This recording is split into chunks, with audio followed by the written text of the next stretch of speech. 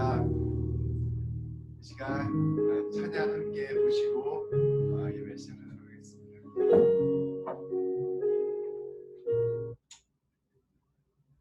There's been a crowd the whole world fears,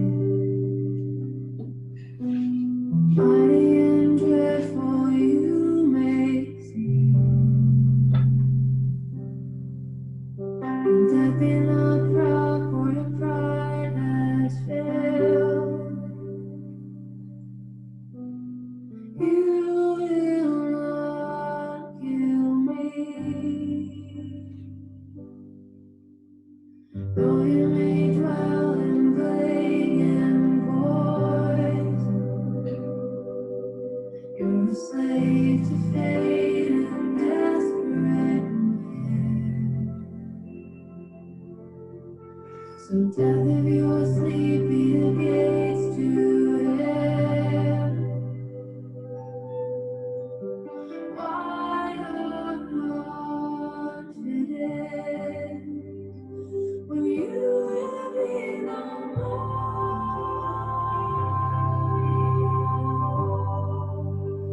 you will be no more,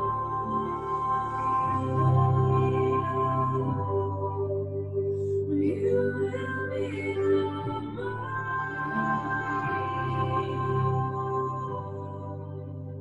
Even death will die.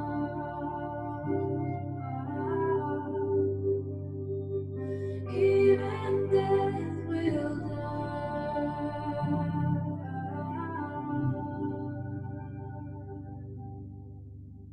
Death in a crowd.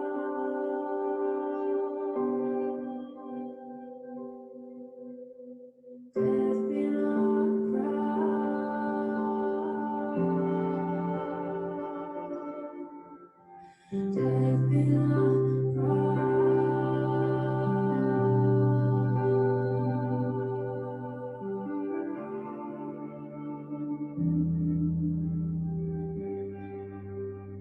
Even death will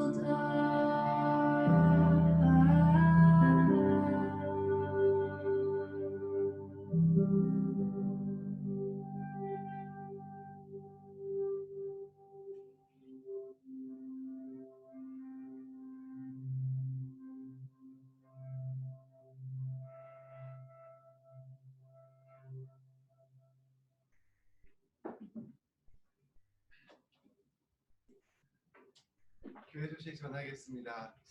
앞서 찬양처럼 죽음마저도 죽을 것입니다. 우리 주님께서 부활하셨습니다. 우리 서로 인사합시다. 주님께서 부활하셨습니다. 부활을 축하합니다.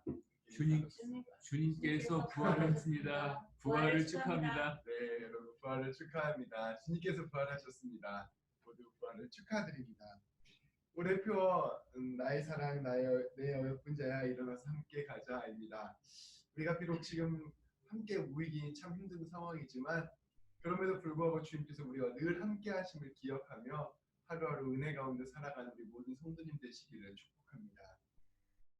주일 예배는 오전 11시, 금요기도회는 저녁 8시 30분에 진행합니다. 지금처럼 줌 앱을 통하여 진행하오니 시간을 준비해 주시고 함께 예배 참여해 주시길 바랍니다.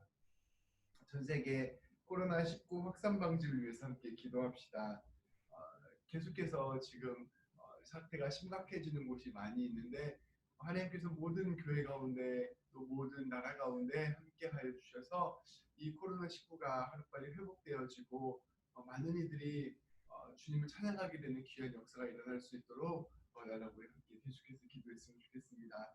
코로나19 때문에 우리 또 성도님들의 삶이 쉽지 않아졌습니다. 우리 서로서로를 기억하면서 우리 서로의 신앙을 위하여, 가정을 위하여, 우리 모든 이민의 과정들을 위하여, 사업을 위하여, 건강을 위하여 우리 서로서로 기도하는 우리 새롭게 성도들 되셨으면 좋겠습니다. 교회가 주님의 복음 위에서 사랑으로 든든히 서도록 함께 또한 기도합시다. 우리 코로나19 상황 가운데서 오히려 서로가 교회를 더욱더 생각하고 더욱더 교회를 사랑함으로 말미암아 우리 교회가 주님 앞에서 든든히 세워져 가는 교회 될 수 있도록 우리 함께 더 기도해 주셨으면 좋겠습니다. 새벽 기도회는 당분간 모여서 하는 기도회는 쉽니다. 그러나 아침마다 영상으로 보내드리고 있습니다. 우리 꼭 그 묵상 영상을 통해서 기도 함께 해주셨으면 좋겠습니다. 특별히 개인적으로 하나님과의 관계를 위한 시간들을 꼭 만드셔서 하나님과 깊은 신앙의 교제를 나누셨으면 좋겠습니다. 우리가 이렇게 직접 만나서 함께 예배를 드리지 못하고 있는데 이럴 때일수록 우리가 주님과의 관계를 더욱 깊이 생각하고 이럴 때일수록 우리가 주님과 특별히 만나는 시간들을 정해놓아서 주님을 만날 때 우리가 이 시간들을 잘 보낼 수 있고 이 시간들 통해 오히려 주님의 은혜를 경험할 수 있게 될 것입니다. 해서 꼭 개인적으로 하나님과의 관계를 위한 시간들을 만드셨으면 좋겠습니다. 지금 우리가 함께 모이기 어려운 상황이기 때문에 모든 설교 원고와 설교 영상은 필요하시면 언제든 보내드립니다. 제가 아침마다 묵상 보내드리는데 제 계정에 가시면 또 금요 기도회와 주일 설교도 있으니 계속해서 확인해 주시고 필요하시면 그것을 통하여 주님께 나아가는 시간 같이 가지시면 좋을 것 같습니다. 주일 예배위원들은 기도로 준비해 주시기 바랍니다. 다음 주일 기도는 전재 집사님, 공동 김경훈 성도님입니다. 우리 함께 묵상 영상 보도록 하겠습니다.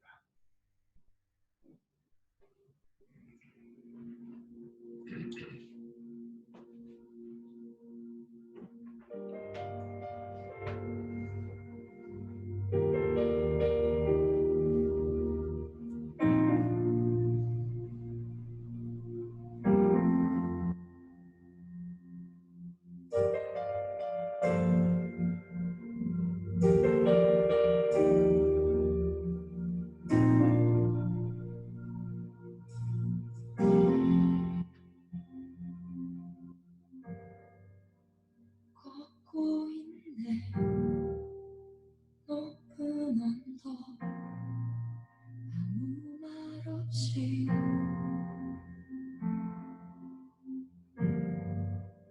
걷고 있네 거친 그 길 아무도 없이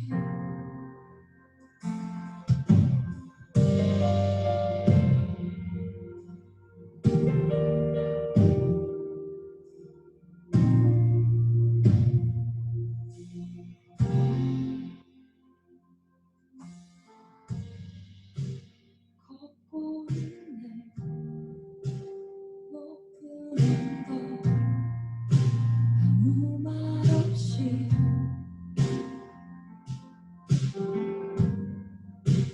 걷고 있네 거친 그 길 아무도 없이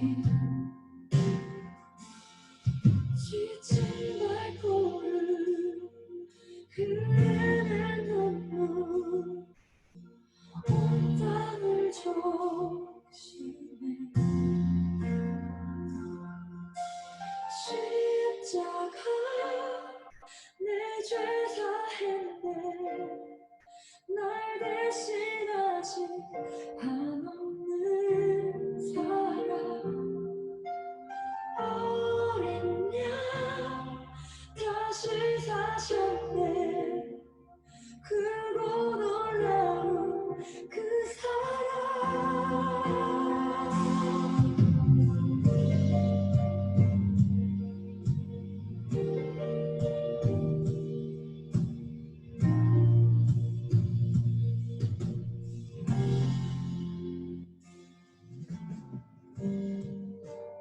걷고 있네 높은 언덕 아무 말 없이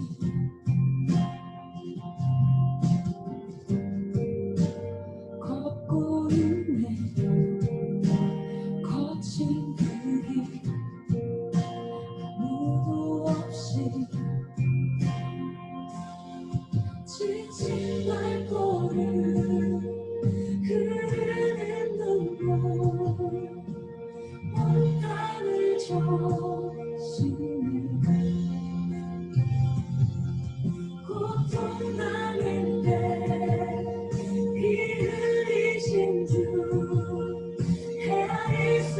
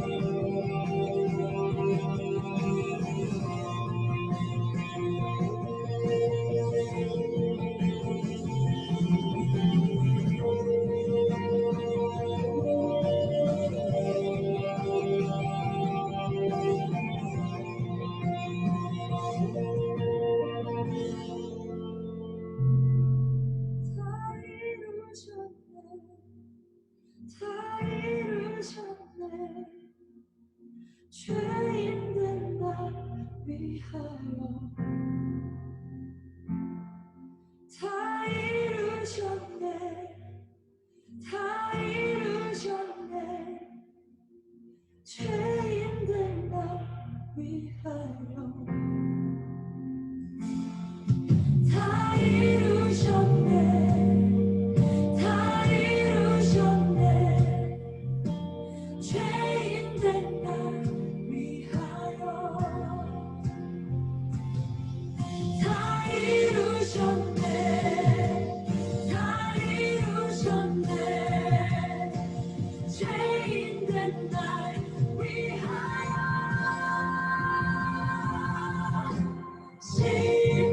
십자가 내 제사 했네 날 대신하신 한없는 사랑 어린 양 다시 사셨네 그리고 놀라운 그 사랑 십자가 내 제사 했네 날 대신하신 한없는 사랑 어린 양 다시 사셨네 그리고 놀라운 그 사랑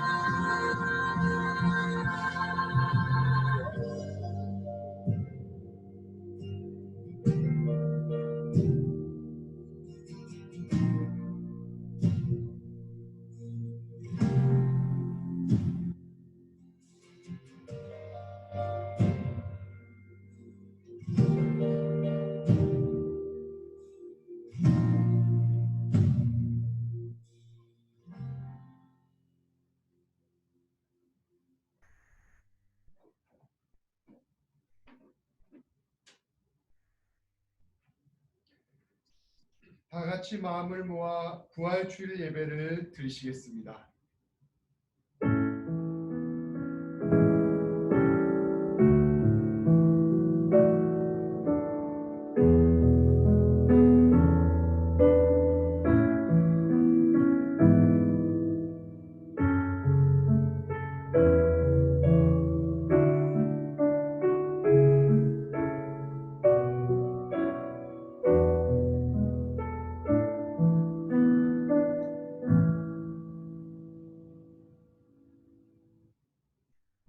여호와께 감사하라. 그는 선하시며 그의 인자하심이 영원함이로다. 이제 이스라엘은 말하기를 그의 인자하심이 영원하다 할지로다. 아멘. 하나님 아버지, 부활주일을 맞이하여 주님의 부활을 찬양하고 주님께서 우리에게 주신 구원의 은혜를 기뻐할 수 있도록 허락하여 주심을 감사드립니다. 이 예배를 통해 가장 찬란한 주님의 영광을 높일 수 있게 하여 주시고 우리의 가장 연약하고 죄악된 곳까지 정결케 하여 주시옵소서. 예배를 통해 주님의 말씀을 듣게 하시고 찬양 안에서 다시금 깊은 교제를 누리게 하여 주시옵소서. 예수님의 이름으로 기도합니다. 아멘. 모두 자리에서 일어나시겠습니다. 다 같이 찬송가 84장으로 주님을 찬송하겠습니다.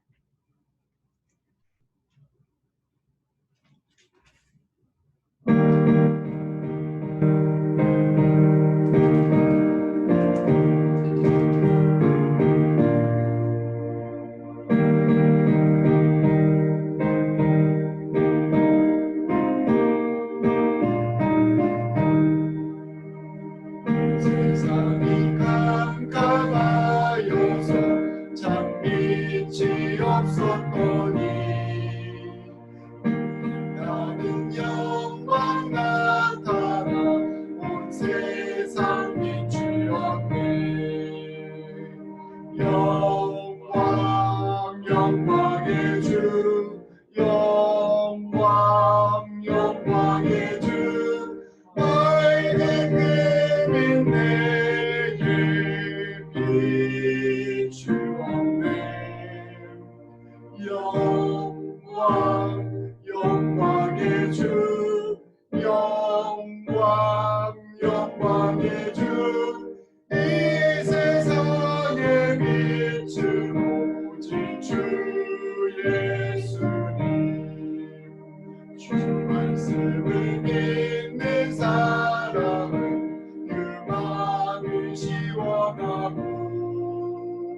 영광을 준행하는 자 그 길이 완하겠네. 영광 영광의 주 영광 영광의 주 밝은 그빛 내게 비추었네. 영광 영광의 주 영광 영광의 주 이 세상을 비출 오직 주 예수님. 죄 가운데 사는 사람은 그 눈이 어두워도 그 죄악을 씹는 날에는 그 눈이 밝아지네. 영광 영광의 주 영광 영광의 주 밝은 그빛 내게 비추었네. 영광 영광의 주 영광 영광의 주 이 세상에 비출 오직 주 예수님. 다 같이 교독문 133번 부활절 첫 번째 말씀을 다 같이 교독하겠습니다.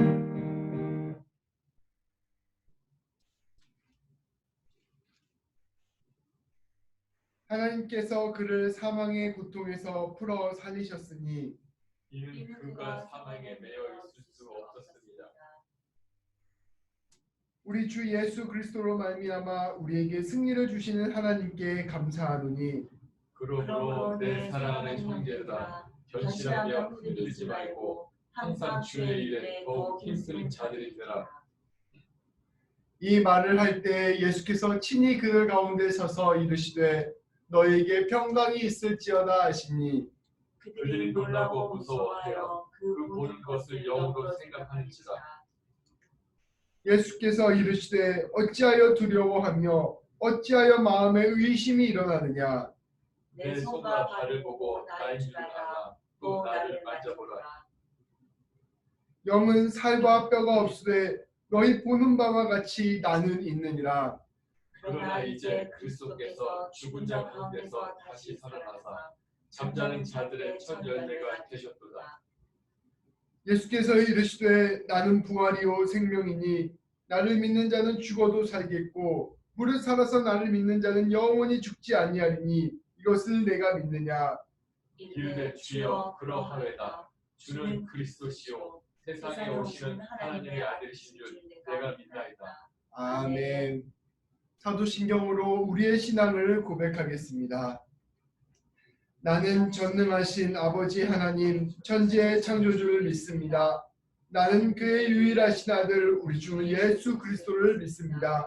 그는 성령으로 잉태되어 동정녀 마리아에게서 나시고 본디오 빌라도에게 고난을 받아 십자가에 못 박혀 죽으시고 장사된 지 사흘 만에 죽은 자 가운데서 다시 살아나셨으며 하늘에 오르시어 전능하신 아버지 하나님 우편에 앉아 계시다가 거기로부터 살아있는 자와 죽은 자를 심판하러 오십니다. 나는 성령을 믿으며 거룩한 공교회와 성도의 교제와 죄를 용서받는 것과 몸의 부활과 영생을 믿습니다. 아멘. 다 같이 자리에 앉으시겠습니다. 찬송가 160장 함께 찬송하도록 하겠습니다.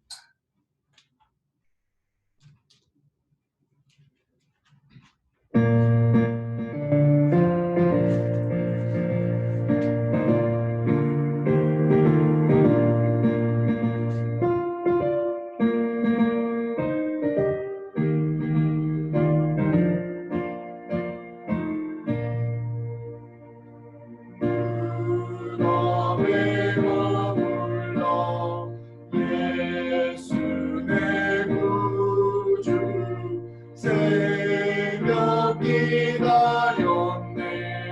예수 내 주 원수를 다 이기고 무덤에서 살아나셨네. 어둠을 이기시고 나와서 성도와 함께 이리 다스리시네. 사셨네 예수 다시 사셨네. 어깨 지키네. 예수 내 구주 어깨 붕하네. 예수 내 주 원수를 다 이기고 무덤에서 살아나셨네. 어둠을 이기시고 나와서 성도와 함께 길이 다스리시네. 사셨네 예수 다시 사셨네. 거기 못 가두네. 예수 내 구주 우리를 살리네. 예수 내 주 원수를 다 이기고 무덤에서 살아나셨네.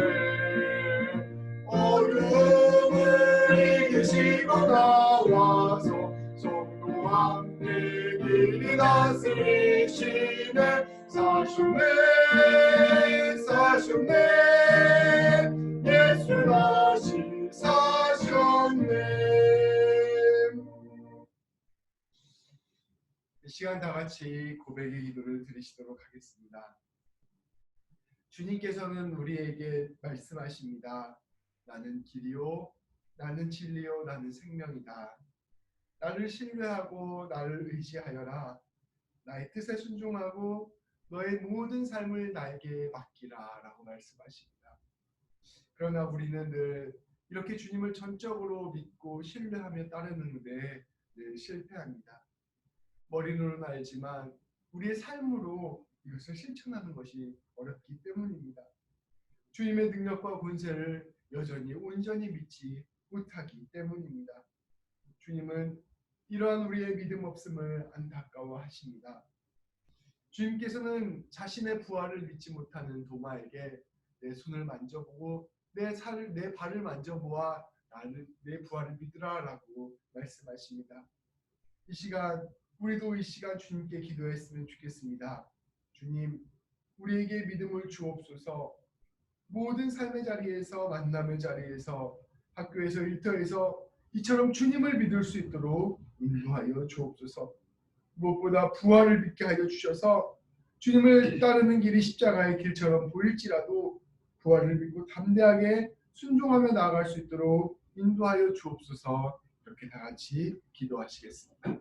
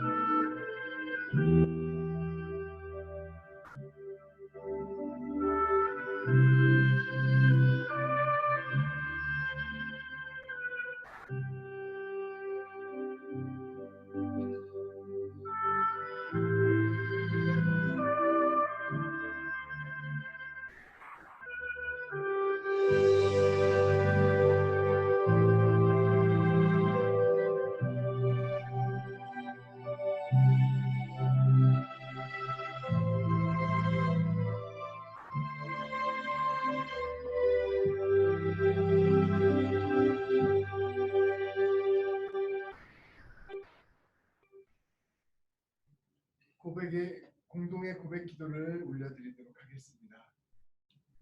하나님 아버지, 오늘은 부활절입니다. 여인들이 빈 무덤을 보고 두려워 떨던 부활의 첫 아침을 기억합니다. 주님께서 다시 사셨으리라 조금도 상상하지 못했던 그 여인들은 천사들이 전해주는 이야기를 듣고서야 부활하리라는 주님의 말씀을 떠올릴 수 있었습니다. 제자들도 예수님을 만나 그 손과 발을 만진 후에야 주님의 부활을 믿을 수 있었습니다. 주님, 저희도 이들의 모습과 다르지 않음을 고백합니다. 연약한 저희들도 부활을 진실로 믿지 못할 때가 있음을 정직하게 고백합니다. 주님이 모든 죄와 사망의 권세를 이기시고 부활하셨음에도 우리는 여전히 세상과 죽음을 두려워하고 불안 속에서 죄를 짓고 있음을 고백합니다. 부활 생명이 주는 담대함과 기쁨, 평안함을 누리지 못함을 고백합니다. 주님, 저희를 불쌍히 여겨 주시옵소서. 이 시간 다시금 우리의 믿음을 회복시키시고 부활의 참 의미를 깨닫게 하여 주시옵소서.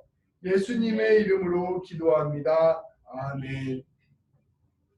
주님께서는 진심으로 죄를 고백하는 사람들의 죄를 용서하시기로 약속하셨습니다.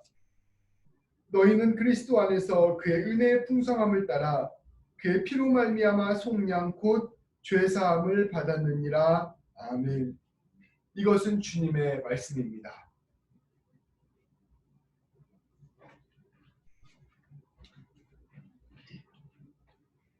사랑과 은혜가 풍성하신 하나님, 부활절 예배로 오늘 드리게 하시니 참 감사합니다.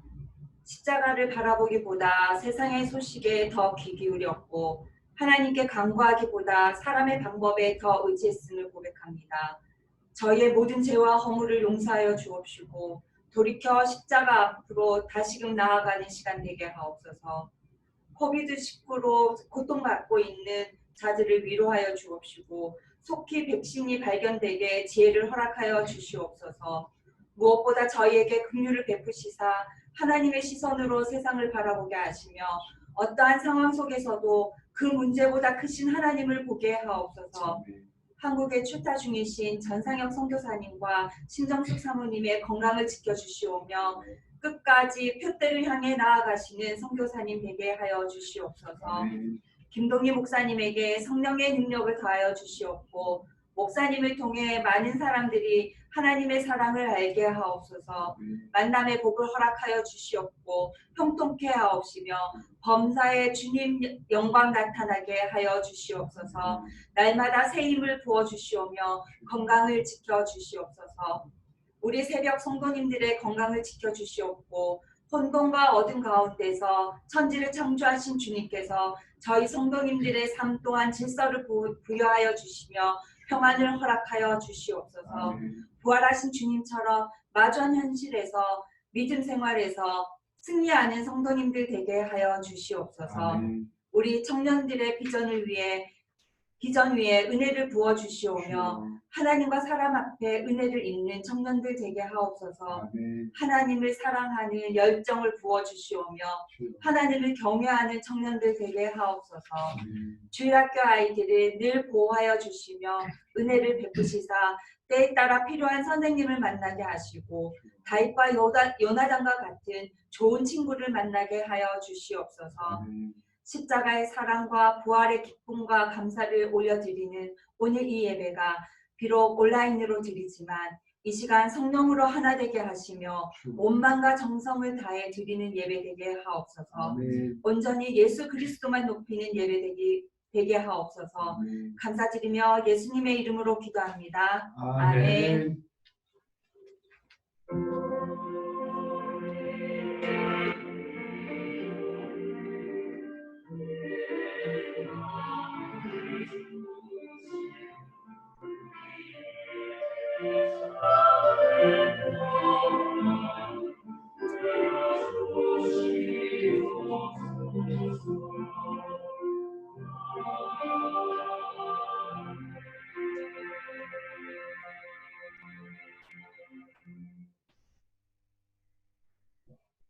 하나님께서 오늘 우리에게 주시는 귀한 은혜의 말씀은 마태복음 5장 33절에서 37절 말씀입니다. 또 옛사람에게 말한 바 맹세를 하지 말고 내 맹세한 것을 주께 지키라 하였다는 것을 너희가 들었으나 나는 너희에게 이르노니 도무지 맹세하지 말지니 하늘로도 하지 말라. 이는 하나님의 보좌임이요 땅으로도 하지 말라. 이는 하나님의 발등상임이요 예루살렘으로도 하지 말라. 이는 큰 임금의 성임이요 내 머리로도 하지 말라. 이는 내가 한토록도 희고 검게 할 수 없습니다. 오직 너희 말은 옳다 옳다 아니라 아니라 하라. 이에서 지나는 것은 악으로부터 나느니라. 이것은 하나님 말씀입니다. 아멘. 잠시 기도하시겠습니다. 주님 말씀이 선포될 때 주님께서 우리의 모든 심령을 만져주셔서 우리가 하나님께서 하시는 말씀 듣는 귀한 시간 되게 하여 주시고 이 말씀을 통하여 우리의 생명이 살아나는 귀한 역사 일어나게 하여 주시옵소서. 주님 말씀 전하는 저에게 함께 하여 주셔서 사람의 생각 전하지 아니하게 하여 주시고 오직 하나님의 뜻만 전하게 하여 주셔서 아버지 이 말씀이 우리 모든 성도님들에게 하나님의 은혜로 다가올 수 있는 귀한 시간 될 수 있도록 인도하여 주시옵소서. 예수님의 이름으로 기도합니다. 아멘. 오늘은 부활주일입니다. 부활은 그리스도인의 모든 우리 그리스도인들에게 있어서 가장 중요한 사건입니다. 성경에 나타난 이야기를 하나로 그 전체 이야기에서 가장 중요한 것이 무엇이냐라고 보았을 때 뭐니 해도 그 핵심은 예수 그리스도의 부활입니다. 사실 구약 성경에서 말하는 안식일은 토요일이었습니다. 근데 그리스도인들은 예수 그리스도의 부활을 경험한 뒤에 이 예수님의 부활을 아는 것이야말로 진정한 안식이다, 진정한 완성이다라고 생각을 해서 예배를 토요일이 아니라 주일로 옮겨서 드리게 된 것입니다. 그만큼 우리 그리스도인들에게는 부활이 가장 중요한 사건이요, 부활이 우리 신앙의 가장 중심이다라고 말할 수 있는 것이죠. 주일마다 예배를 드리며 부활을 기념하는 것, 그것이 바로 우리가 고백하는 그리스도교 신앙입니다. 그렇다면 부활이 왜 중요할까요? 그것은 다름 아니라 우리의 신앙 고백이 곧 부활을 고백하는 신앙이기 때문입니다. 부활하신 예수님에 대해서 증언하는 것, 그것이 바로 곧 복음을 증언하는 것이기 때문입니다. 우리는 예수님이 부활하셨다는 사실을 믿음으로써 예수님이 하나님이라는 사실을 믿습니다. 예수님이 부활하셨다는 사실을 믿음으로써 예수님이 죄 없이 죽으신 분이셨구나. 그래서 예수님의 죽음이 우리의 죄를 대신하는 죽음이었구나라는 것을 믿습니다. 그래야 예수님이 부활하심으로 말미암아 우리를 용서하셨다는 것을 믿는 것이죠. 예수님이 부활하셨다는 것을 믿음으로써 우리는 예수님께서 우리에게 하셨던 그 모든 말씀이 옳은 말씀이었다는 것을 믿습니다. 또한 예수님께서 부활하신 것을 믿음으로써 불의와 죄가 승리하는 것이 아니라 결국에는 정의와 하나님의 의가 승리한다는 것, 그것을 믿습니다. 우리는 예수님의 부활을 믿음으로써 지금도 예수님께서 우리와 함께하고 계시고 우리의 인생을 책임지고 계시고 훗날 예수님께서 다시 오셨을 때 온 세계를 회복시켜 주실 것이라는 소망을 갖게 됩니다. 우리는 예수 그리스도의 부활을 믿음으로써 우리 또한 예수님처럼 부활하게 될 것이라는 것을 믿습니다. 이처럼 우리가 예수 그리스도를 믿으며 나아가며 믿고 나아가며 고백하게 되는 모든 신앙의 유산들이 사실 예수 그리스도의 부활 안에 가득 담겨 있음을 우리는 알 수가 있습니다. 그래서 우리는 부활을 믿고 부활을 중심으로 우리의 신앙생활을 이끌어가는 것이죠. 예수님의 부활은 아담 이래 죄와 죽음 가운데 살아가던 사람들이 하나님의 의와 생명을 얻게 되었음을 선포되는 귀한 말씀입니다. 부활은 그리스도교 신앙의 정수입니다. 오늘 부활절인데 다시 한번 주님의 부활을 묵상하는 귀한 하루가 되기를 소망합니다. 오늘 말씀을 준비하며 오늘의 부활절인데 그러면 부활에 관련된 말씀을 함께 나누어 볼까 잠시 생각을 해보았었습니다. 복음서에 나오는 부활절에 관한 말씀도 있고요. 또 고린도전서 15장은 부활에 관하여 말하는 굉장히 유명한 말씀입니다. 그래서 이 말씀을 함께 나눌까 하다가 지금 우리가 계속해서 이어져 나오는 마태복음의 말씀도 자연스럽게 부활과 깊은 차원에서 연결될 수 있다라는 생각이 들어서 계속해서 이어가는 말씀을 준비하였습니다. 이 말씀을 통하여 오늘 주님께서 우리에게 하시는 말씀을 기억하고 동시에 부활을 기억하는 시간이 되기를 소망합니다. 오늘 말씀은 예수님께서 이 땅에 오셔서 나는 율법을 폐하러 온 것이 아니라 완성하러 오셨다 하는 말씀의 연장선상에서 이어지는 말씀입니다. 사람이 율법을 지킬 때 율법의 형식만 지키는 것이 아니라 율법의 근본 정신을 기억하는 것이 율법을 완성하는 것이요 온전히 지키는 것이라는 것을 우리는 몇 주간에 걸쳐서 계속해서 나누었습니다. 하나님을 사랑하고 이웃을 사랑하는 것, 그 근본 정신을 지킬 때 우리가 율법을 지키는 것이 진정한 율법의 완성이구나라는 것을 알 수 있게 된다는 것이죠. 예수님께서는 이것이 무엇인지를 설명하는 구체적인 예를 6가지를 드셨습니다. 첫 번째는 살인, 두 번째는 간음, 세 번째는 이혼, 네 번째는 맹세, 다섯 번째는 보복, 여섯 번째는 사랑, 이렇게 쭉 6가지 예를 드신 것이죠. 그래서 우리는 지지난주에 살인에 관하여 이야기를 나누었고 지난주에는 이혼과 간음에 관한 이야기를 나누었습니다. 오늘은 네 번째인 맹세에 관한 말씀을 나누려고 합니다. 살인이라는 이야기를 통하여 한 사람 한 사람을 하나님의 형상으로 존귀히 여기는 것이 중요하다. 하나님이 사랑하시는 그 사람을 모욕하지 않고 그 사람을 온전히 사랑하는 것이 중요하다라는 것을 함께 나누었습니다. 간음과 이혼의 이야기를 통하여 사람을 수단으로 대하는 것이 대해서는 안 된다. 이 사람을 온전한 존재로 받아들이는 것이 중요하다라는 것을 함께 나누었습니다. 오늘은 맹세를 통하여 하나님이 우리에게 하시는 말씀을 함께 찾아보고자 합니다. 맹세에 관한 말씀은 1차적으로는 맹세하지 말아라 이 말씀으로 받아들일 수 있는데 조금 더 크게 해석하여 보자면 이 이야기는 십계명에 나오는 거짓말하지 말라라는 말과 이어집니다. 살인하지 말라, 간음하지 말라, 도둑질하지 말라, 그 다음에 거짓말하지 말라라고 주님께서 말씀하여 주셨는데 그 거짓말하지 말라는 말이 구체적으로 실현된 예가 바로 오늘 예수님께서 말씀하시는 맹세하지 말라라는 계명인 것이죠. 이 예수님께서는 거짓말하지 말라라는 계명이 무엇을 뜻하는지를 우리에게 좀 더 깊게 알려주고자 하셨습니다. 그리고 그 안에 담겨져 있는 근본 정신이 무엇인가를 우리에게 전하고자 하신 것이죠. 오늘 말씀을 보며 이 주님의 뜻을 찾아가 보도록 하겠습니다. 33절 말씀입니다. 우리 같이 한번 읽어보도록 하겠습니다. 또 옛사람에게 말한 바 헛맹세를 하지 말고 내 맹세한 것을 주께 지키라 하였다는 말을 너희가 들었으나. 예수님께서는 말씀하십니다. 옛사람 곧 모세와 이스라엘 백성에게 하나님께서 말씀해 주셨다. 뭐라고 말씀해 주셨냐면 맹세하지 말라. 헛맹세를 하지 말고 맹세한 것을 주께 지키라라는 말한 것을 너희가 들었다. 너희가 알고 있는 계명은 이 정도 수준이다라고 말씀해 주는 것이죠. 실제로 레위기 19장 12절, 민수기 30장 2절, 신명기 23장 1절을 보면 이렇게 나와 있습니다. 제가 하나씩 읽어드릴게요.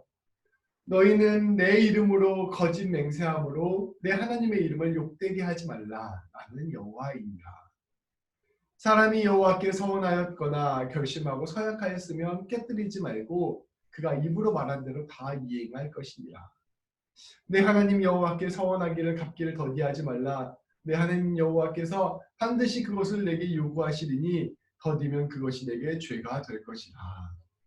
이 세 구절을 주님께서 말씀하시는 거죠. 그래서 이제 우리가 이제 이 구절에 막 에피소드들이 있는데 예전에 그 자녀들을 낳았는데 하나님 이 자녀를 제가 목사시키겠습니다 이렇게 서원하면 이거 안 지키면 이제 그 사람 막 벌 받고 저주받는다 이런 이야기들이 옛날에 많았어요. 이런 말씀에서부터 비롯된 이야기들이죠. 근데 예수님께서는 이 말씀을 가지고 조금 더 깊은 차원으로 우리를 인도해 주시는 것입니다. 사람과 사람 사이에서 약속을 할 때 거짓 맹세하지 말아라. 하나님과 약속과 서약을 했으면 그 약속을 꼭 지켜라. 그 약속을 하나님께서 반드시 내게 요구할 것이다. 이 말씀을 받아들이는 것도 중요하지만 이 말씀을 넘어서서 더 근본적인 이해를 하는 것이 중요하다라는 것을 주님께서 말씀하시는 거죠. 다 같이 34절에서 37절까지 말씀을 제가 봉독할 테니 이번에 눈으로 따라 읽어주시기 바랍니다. 나는 너희에게 이르노니 도무지 맹세하지 말지니 하늘로도 하지 말라. 이는 하나님의 보좌이며 땅으로도 하지 말라. 이는 하나님의 발등상이며 예루살렘으로 하지 말라. 이는 큰 임금의 성이며 내 머리로도 하지 말라. 이는 내가 한터록도 희고 감게 할 수 없음이라. 오직 너희 말은 옳다 옳다 아니라 아니라 하라. 이에서 지나는 것은 악으로부터 나느니라. 아멘. 구약 성경의 말씀이 맹세한 것은 꼭 지켜라 라는 말씀이었다면 예수님의 말씀은 더 나아가서 아예 맹세를 하지 말아라 라고 말씀하고 계시는 것이죠. 왜 주님께서는 우리에게 맹세하지 말라라고 하실까요? 그것은 맹세를 지키는 것, 거짓말을 하지 않고 진실을 말하는 것, 내가 내 인생을 이렇게 살겠습니다 라고 이야기하는 것, 그 자체가 우리의 능력만으로는 온전히 할 수 있는 것이 아니기 때문입니다. 예수님께서 우리에게 이렇게 묻고 계시는 것입니다. 너의 기억이 완전하다고 할 수 있니? 너의 판단이 온전하다고 할 수 있니? 너의 의지가 정말 그게 다 너의 의지대로 실천할 수 있는 것들이니? 어떻게 너희가 하는 말이 다 진실입니다. 내가 하는 맹세는 반드시 지킬 수 있습니다. 이렇게 말할 수 있느냐라고 우리에게 묻고 있는 것입니다. 내가 다 알고 있습니다. 내가 말하는 것이 다 옳습니다. 내가 다 할 수 있습니다. 이렇게 말하는 것이야말로 사실은 거짓말하는 것이 아니냐라고 우리에게 묻고 계시는 것입니다.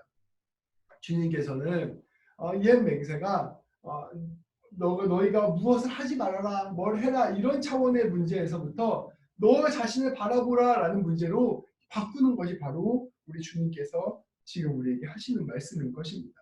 대상에 대한 판단의 문제에서 우리 자신에 대한 판단의 문제로 하나님의 명령을 바꾸신 것입니다. 조금 더 설명하면 이렇습니다. 만약에 계산기가 고장나 있다고 생각을 해봅시다. 계산기가 고장나 있으면 이 계산기를 숫자를 넣어서 계산을 했어요. 근데 그 계산하는 숫자가 나왔는데 이 숫자를 딱 대면서 이 숫자가 맞지 않습니까? 나는 진실됩니다. 말하는 것과 무엇이 다르냐라고 생각을 해볼 수 있는 것이죠. 만약에 계산기가 고장나 있다면 이 계산기가 가르쳐주는 숫자를 아무리 정직하게 말한다 하더라도 그 이야기는 틀린 이야기가 될 수 있음을 우리는 알고 있습니다. 우리가 온전히 기억할 수 없는 존재이고 우리의 판단이 실수할 수 있는 존재이고 우리가 우리의 의지로 다 무언가를 할 수 없는 존재라고 한다면 내가 말하는 것이 진실입니다. 내 판단이 옳습니다. 난 반드시 이렇게 할 것입니다. 라고 말하는 것이 과연 진실된 말이 될 수 있는가 하는 질문을 주님께서 우리에게 하고 있는 것입니다. 무엇인가를 확신하고 무엇인가를 맹신하기 전에 우리 자신을 먼저 깊이 성찰하라는 주님의 메시지가 오늘 말씀 가운데 담겨져 있습니다.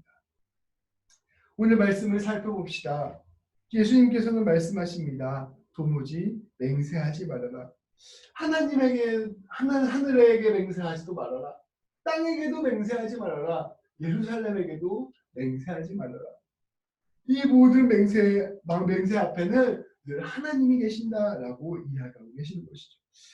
완전하신 하나님 앞에서 네가 무엇인가를 맹세할 수 있는 존재라고 생각하지 말라는 것입니다. 주님께서는 우리가 스스로 머리카락 한 터럭도 희고 검게 할 수 없는 존재임을 깨달아라 라고 우리에게 말씀하고 계시는 것입니다. 이것이 바로 핵심입니다.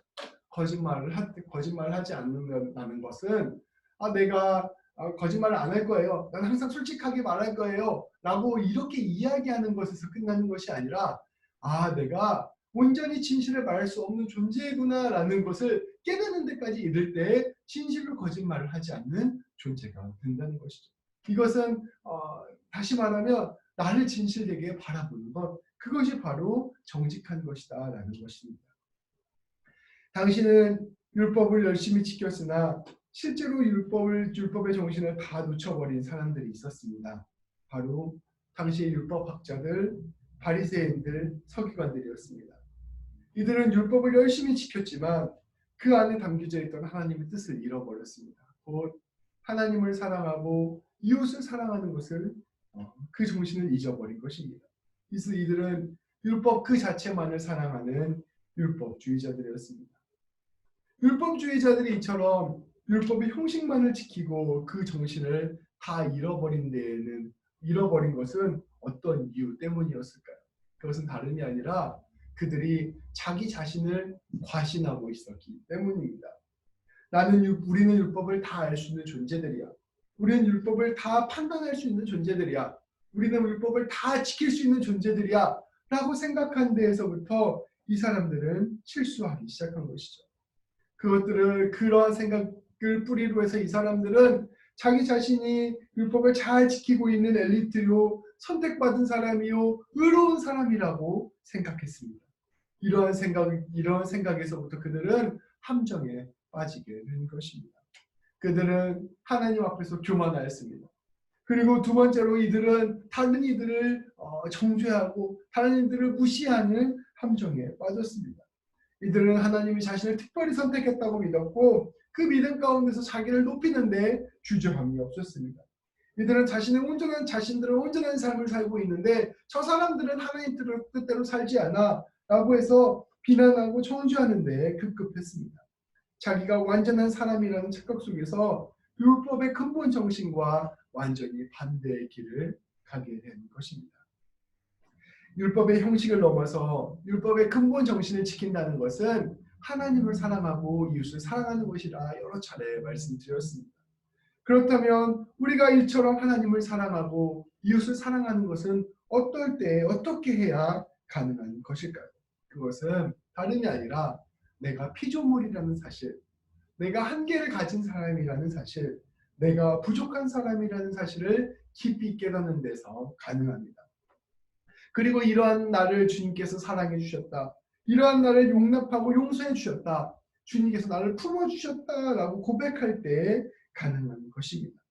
내가 주님을 사랑하는 것이 아니라 내가 주님을 사랑할 수 있도록 주님께서 나를 품어주셨고, 내가 주님을 아는 것이 아니라 주님이 나로 하여금 주님을 알 수 있도록 인도하여 주셨고, 내가 주님의 뜻대로 사는 것이 아니라 주님이 나로 하여금 주님의 뜻대로 살 수 있도록 내 삶을 이끌어 주신다는 것을 고백할 때, 그때 우리는 비로소 진실로 주님을 사랑하고 이웃을 사랑하는 삶을 살 수 있게 된다는 것입니다.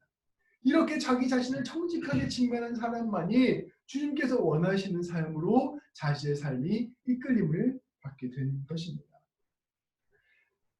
37절 말씀은 이렇게 고백합니다. 오직 너의 말은 옳다 옳다 아니라 아니라가 이에서 지나는 것은 악으로부터 나느니라. 주님께서는 우리에게 요청하시는 것입니다. 네가 하나님과 같은 자리에 있어서 마치 모든 것을 아는 사람처럼, 모든 것을 판단할 수 있는 사람처럼, 모든 것을 할 수 있는 사람처럼 그렇게 내가 확신합니다, 맹세합니다 이렇게 말하지 말라는 거예요. 그리고 오히려 주님, 그저 피조물의 자리에서 주님께서 너에게 보여준 것, 주님께서 내게 말씀하신 대로 고백하는 삶을 살으라 말씀하시는 것입니다. 옳습니다, 아닙니다, 내가 서 있는 자리를 이해하고 내가 보는 것이 이것입니다 라고 이야기하는 것, 이것이 바로 중요한 우리의 고백이고, 이것을 넘어서려고 하는 것이 바로 악이다 라고 말씀하시는 것입니다. 주님, 사랑하는 성도 여러분, 이 말씀이 우리의 기억이나 우리의 판단이나 우리의 의지를 무시하라라는 말씀이 아닙니다. 우리 주님께서 우리에게 지성을 주셔서 기억력을 주시고 판단력을 주시고 의지를 주셨습니다. 주님께서 원하시는 삶은 기억하고 주님께서 원하시는 대로 판단하며 주님께서 원하시는 삶을 위해서 의지를 가져야 합니다. 그러나 반드시 우리가 붙잡아야 하는 것은 우리가 피조물이라는 사실입니다. 우리가 기억을 소중히 사용하고 판단을 소중히 사용하고 의지를 소중히 사용하되 우리가 하나님이 아니라는 사실을 함께 기억하면서 이것들을 사용하는 것, 이것이 중요하다는 것이죠. 이것을 기억할 때 우리는 하나님의 자리에 서지 않고 사랑의 자리로 옮겨질 수 있습니다. 예수님께서는 사역의 막바지에 이르셔서 예루살렘에 올라가셨습니다. 그리고 죽기 전에 제자들을 함께 모아놓고 그들과 함께 만찬을 가지셨습니다. 이 자리에서 예수님이 제자들에게 충격적인 말씀을 하셨습니다. 마태복음 26장 31절의 말씀입니다. 네, 제가 읽어드릴게요.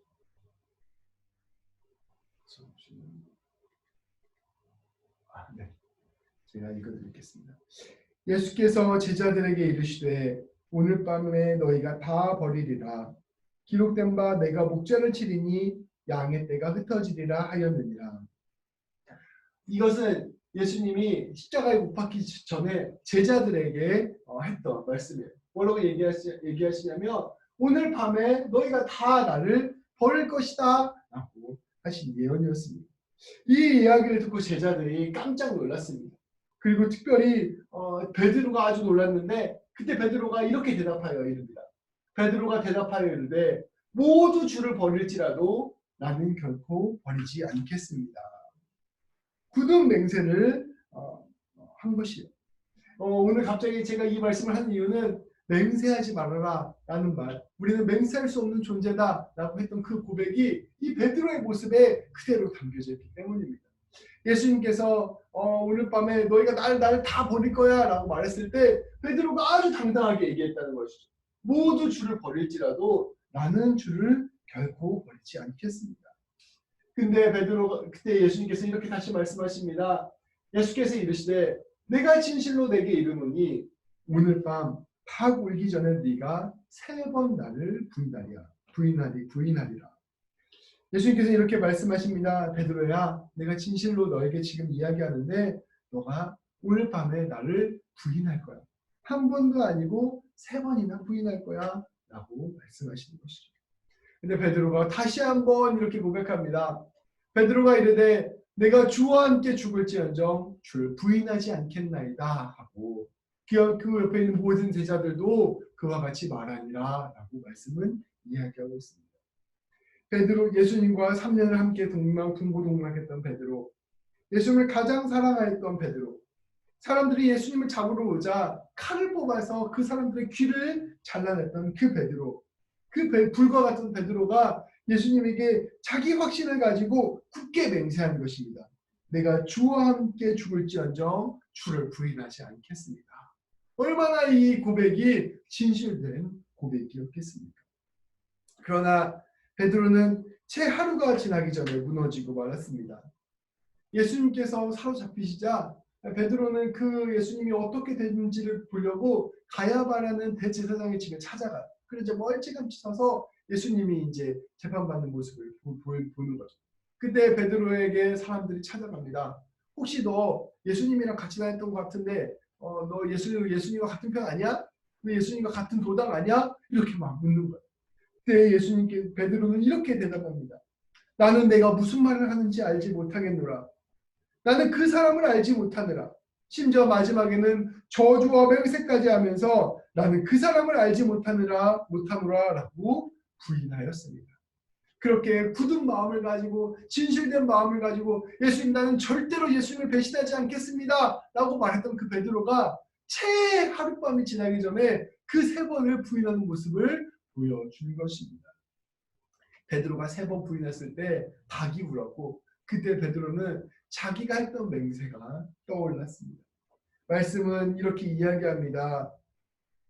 닭 울기 전에 네가 3번 나를 부인하라 하셨던 예수님의 말씀이 생각나서 밖에 나가서 심히 통곡하였다라고 말씀을 이야기하고 있습니다. 베드로는 그때 자기가 얼마나 연약한 존재인가, 비루한 존재인가, 절망적인 존재인가를 깊이 절감했을 것입니다. 그러나 역설적으로 베드로가 위대한 주님의 사람이 된 것은 이러한 절망이 있었기 때문입니다.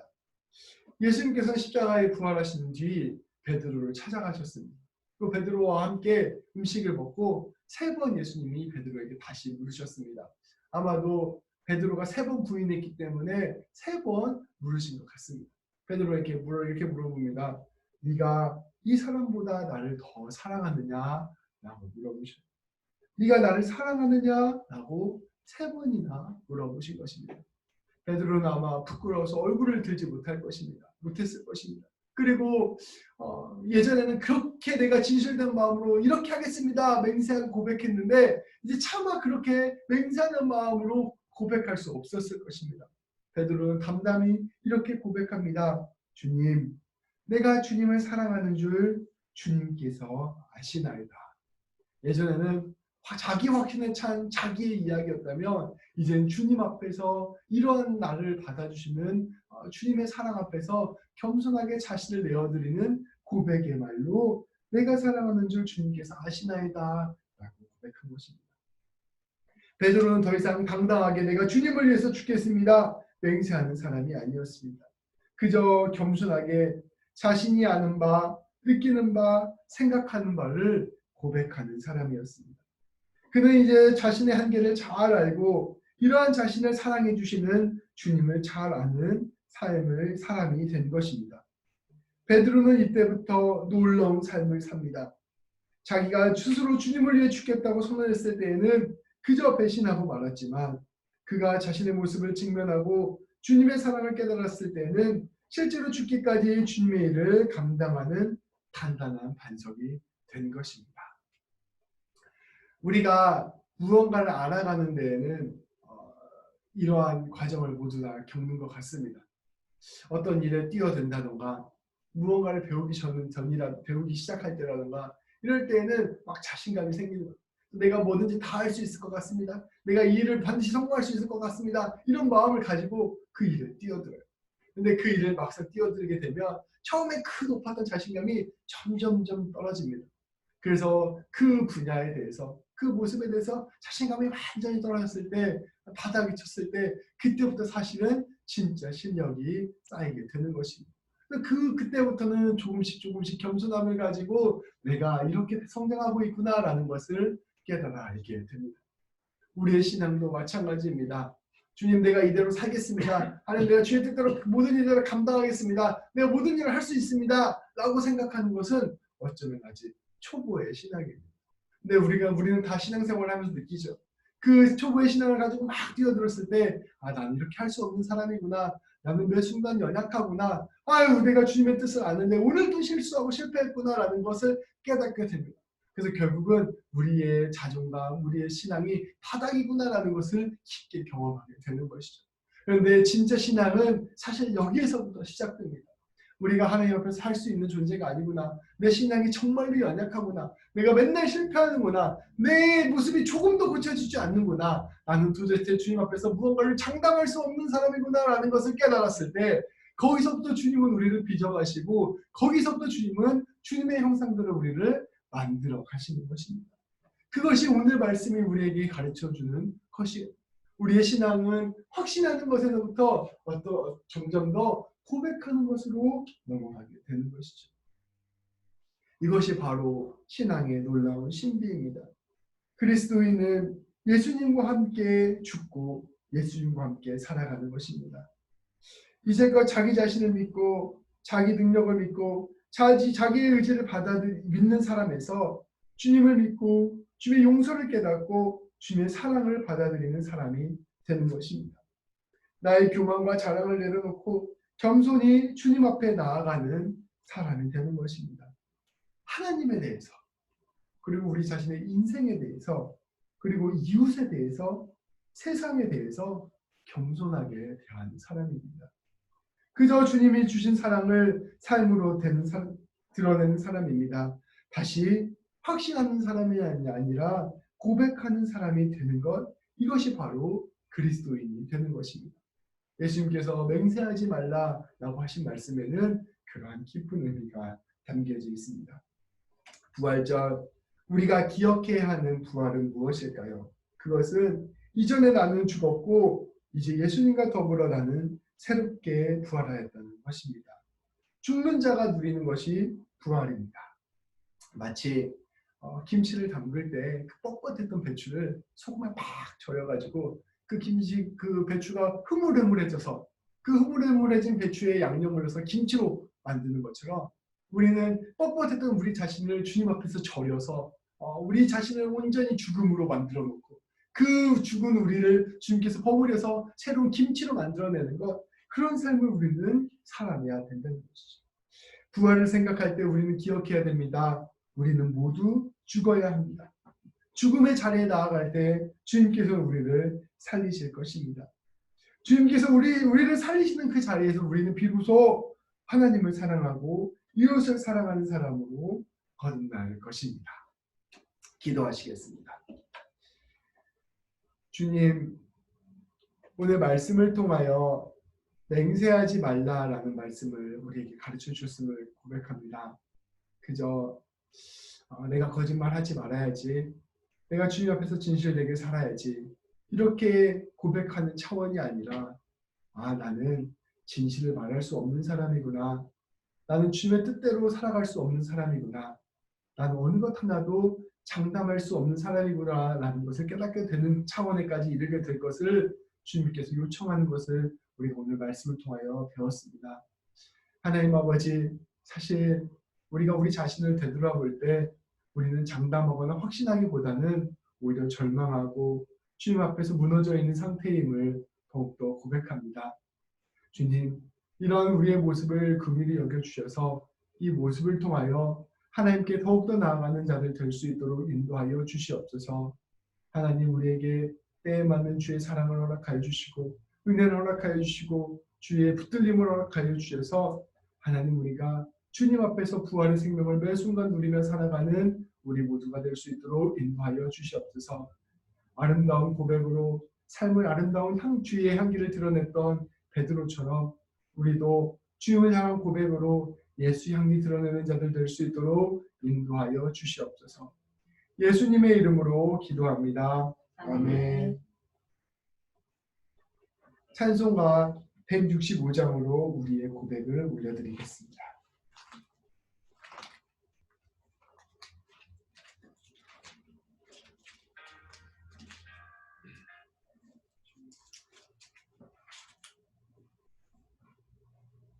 스피커가 꺼져서 죄송합니다. Battery 70%.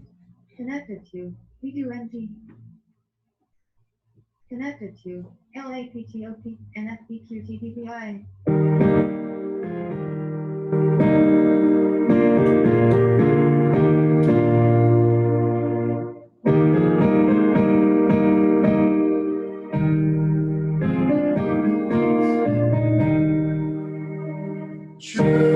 주님께 영광, 다시 사신 주, 사랑 권세 모두 이르시었네. 이리로 입은 천사 돌을 옮겼고 누우셨던 곳은 비어 있었네. 주님께 영광, 다시 사신 주, 사망 권세 모두 이기시었네. 부활의 주님 나타나시사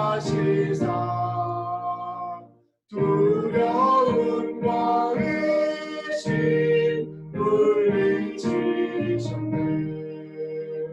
주의 구에 기뻐 찬송하여라. 다시 사신 주님, 주를 믿었네. 주님의 영광, 다시 사신 주, 사망 권세 모두 이기시었네. 생명의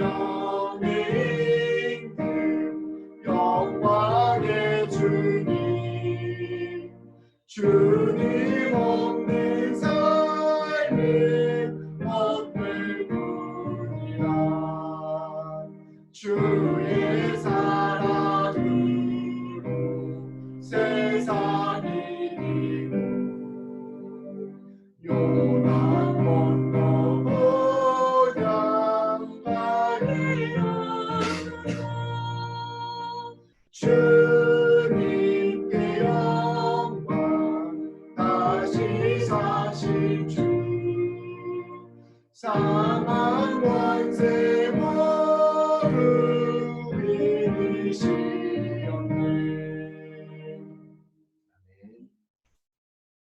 이 시간 우리 다 함께 기도하셨으면 좋겠습니다. 오늘 말씀처럼 우리가 주님 앞에서 우리 자신을 진실로 바라보는 성도 될 수 있도록 함께 기도하도록 하겠습니다.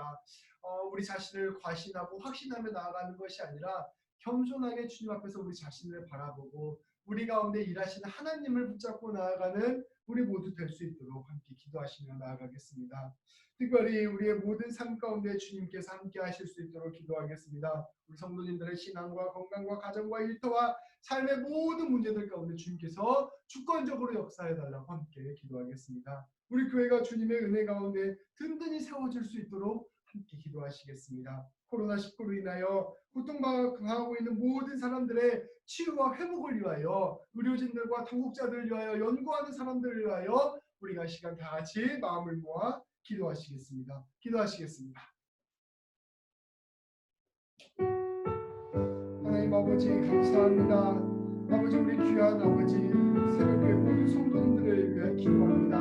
아버지 하나님 저를 위하여 기도합니다. 하나님 도와주시고 인도하여 주시옵소서. 아버지 하나님 정직하다는 것이 그저 내가 거짓말하지 않는 것 그러한 것이 아니라 내 자신의 연약함과 내 자신의 부족함과 내 자신의 한계를 직접 발견하고 아버지 나아가는 것임을 아버지 이 시간 말씀을 통하여 배웠습니다. 하나님 아버지 우리가 주님 앞에 섰을 때 우리는 겸손할 수밖에 없고 주님 앞에 섰을 때 아버지 하나님 우리는 어떠한 말도 할 수 없는 자들임을 주님께 고백합니다. 아버지 하나님 우리가 우리의 모든 모습으로 확신하며 나아가는 것이 아니라 오직 주께서 우리에게 주신 그 놀라운 사랑과 은혜에 아버지 감격하며 고백하며 나아가는 자들 되게 하여 주시옵소서. 아버지 오직 주의 은혜에 받음하여 겸손하게 나아가게 하여 주시고 하나님 아버지 그 은혜에 받음하여 사랑하며 나아가는 자들 될 수 있도록 하나님 도와주시고 인도하시고 역사하여 주시옵소서. 아버지 하나님 우리 모든 새로운 성도의 새벽에 모든 성도의 삶을 위하여 기도합니다. 가정과 신앙과 일터와 아버지 모든 삶의 자리를 위하여 기도합니다. 주여 은혜를 풀어주시고 역사하여 주시옵소서. 하나님께 동행하여 주시길 간절히 소망합니다. 아버지 고민되시고 고통받는 모든 이들을 위로하여 주시고 참된 회복이 하루빨리 임할 수 있도록 인도하여 주시옵소서. 주님 감사합니다. 오늘도 말씀을 통하여 우리 모든 성도님들이 하나님의 하나님의 사랑에 반응하며 나아갈 수 있도록 인도하여 주심을 감사드립니다. 아버지 하나님 말씀이 선포될 때 아버지 우리가 우리 자신을 말씀 가운데서 바라볼 수 있도록 인도하여 주시고 아버지 우리가 그 말씀 가운데 우리 자신을 정직하게 주님께 내어드리는 자들 될 수 있도록 인도하여 주시옵소서. 그러나 우리 자신의 모습 때문에 절망하고 실망하는 것이 아니라 오직 하나님의 은혜로 말미암아 다시금 소망을 품고 예수 그리스도의 부활로 말미암아 다시금 결단하며 나아가는 우리 모두가 될 수 있도록 인도하여 주시고 붙잡아 주시옵소서. 아버지 하나님 코비드19로 인하여 많은 사람들이 고통을 받고 힘들어하고 죽음의 목전에서 고통받고 있음을 고백합니다. 주님께서 우리와 함께하여 주시고 인도하여 주셔서 참된 치유의 손길과 은혜의 손길로 우리가 온전히 회복되어지는 귀한 역사가 일어날 수 있도록 인도하여 주시옵소서. 고통받는 이들의 치유받게 하여 주시고 아버지 그들의 가족을 주께서 위로하여 주시고 아버지 모든 일들을 담당하고 있는 모든 의료진들과 당국자들과 아버지 연구진들을 주께서 붙잡아 주셔서 하루빨리 참된 주님의 은혜로 말미암아 깨끗하게 나옴을 받는 귀한 역사가 임할 수 있도록 주님 붙잡아 주시고 인도하여 주시옵소서. 아버지 하나님 이 힘들고 어려운 상황 가운데 살아가고 있는 우리 모든 성도님들의 삶을 위하여 기도합니다.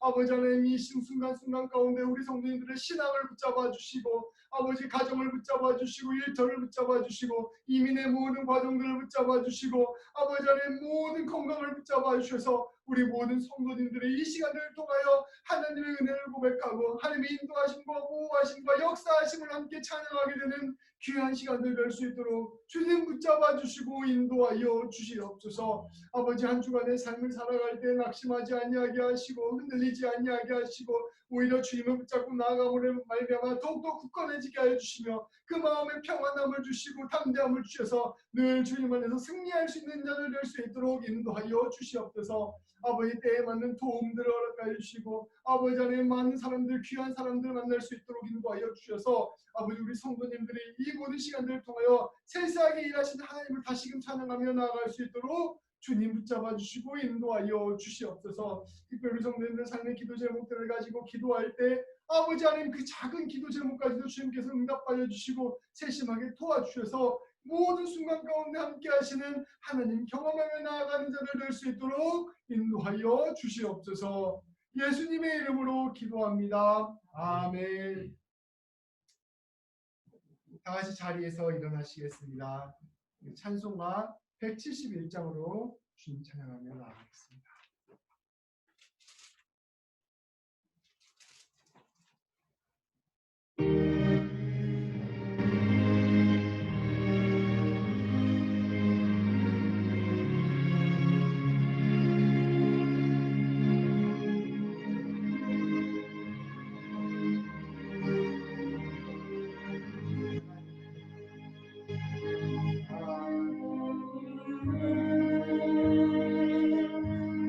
독생자 예수 날 위하여 오시었네. 내 모든 죄 사시려고 십자가 지셨으나 다시 사셨네. 살아계신 주 나의 참된 소망 두려움이 사라지네. 사랑의 주 내가 길 인도하니 내 모든 삶의 기쁨을 충만하네. 주 안에서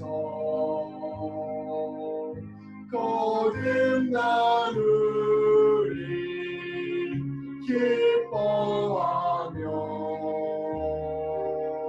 찬양하리. 가슴 속에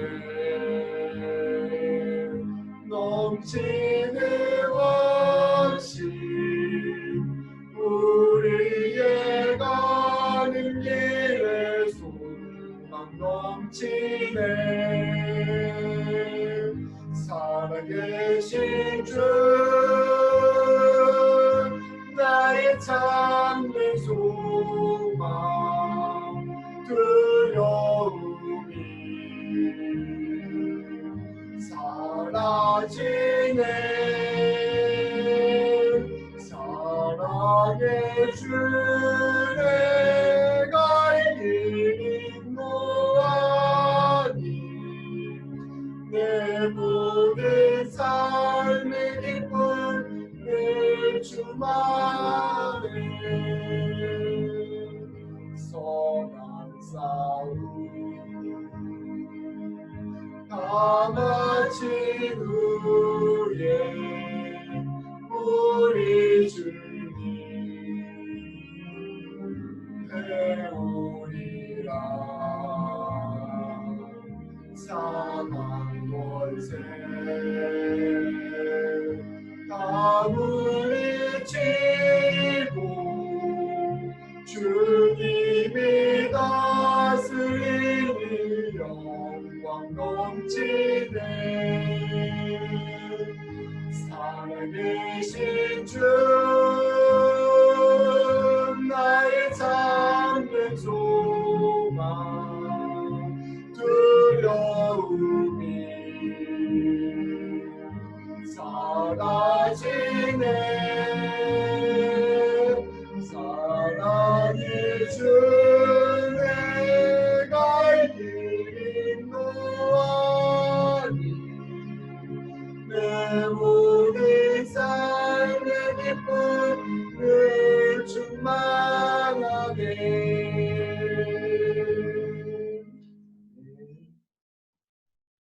기도하시겠습니다.